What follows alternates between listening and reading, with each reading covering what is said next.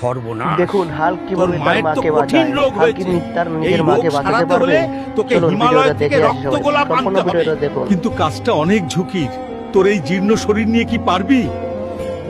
মায়ের জন্য আমি সব করতে পারবো চাচা।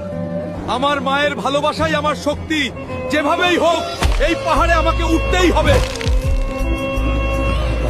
এভাবে হেরে গেলে চলবে না। যতক্ষণ এই দেহে প্রাণ আছে মায়ের জন্য শেষ চেষ্টা করে যাব।